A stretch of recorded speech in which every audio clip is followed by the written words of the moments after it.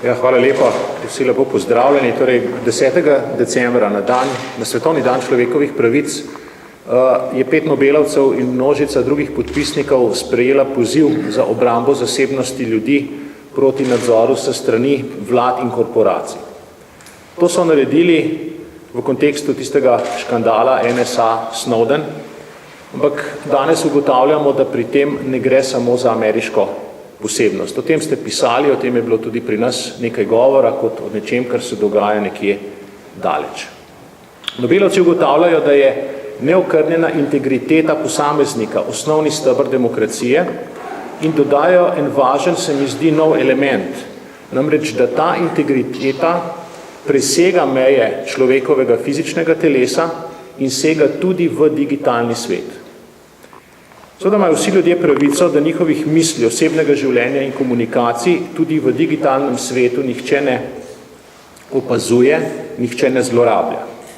Osebe, ki se bojijo teh zlorab, niso več svobodne. In družba, ki je pod nadzorom, ni več svobodna družba. Podpisniki se zavzemajo torej za veljavnost človekovih in demokratičnih pravic, tako v realnem kot v virtualnem oziroma digitalnem oziroma v računalniškem svetu. Nobelovci končajo svoj poziv za svojo peticijo s pozivom Združenim narodom, da sprejmejo mednarodno listino o digitalnih človekovih pravicah. Naša država pa gre s predlogi sprememb zakona o kazenskem postopku v natančno obratno smer. Kot bo povedal dr. Šturm, slovenska ustava zelo visoko varuje zasebnost stanovanja in analogno bi bilo treba varovati tudi digitalna domovanja ljudi. Vdor v računalnik ali v stanovanje za nameščanje vohunskih naprav bi zato morali biti velikanski izjemi, namenjeni pregonu najtežjih kaznivih dejanj, ne pa zadev, ki se jih da za nekaj kreativnosti naprtiti prav vsakemu. Predlog zakona tako na primer dovoljuje namestitev vohunskega programa na računalnik, ki ga imate doma, zgolj če obstaja utemeljen razlog za sum, da se nekdo pripravlja, da bo na primer sprejel darilo ali se pripravlja, da bo zlorabil notranje informacije. Gre za stvari, ki so v veliki meri prepuščene interpretaciji represivnega aparata. Namesto, da v Sloveniji večamo represijo, bi bilo potrebno, bi bilo sodobno zakonsko redefinirati, kako so členi ustave tam od 34. do 39.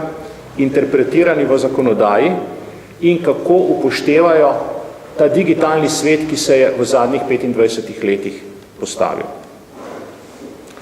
Za zaščito svobode izražanja, nedotakljivosti stanovanja, varstva osebnih podatkov, tajnosti pisem, bi bilo potrebno dvigniti prag za to, da represivni aparat lahko dobil pogled v kompletno digitalno življenje, v kompletno digitalno sled posameznika. Vzpostaviti bi bilo treba tudi učinkovito varovanje in nadzor nad dostopom do teh podatkov. Standarde, ki varujejo pravice osumljenca, bi bilo treba iz analognega prenesti tudi na digitalni svet.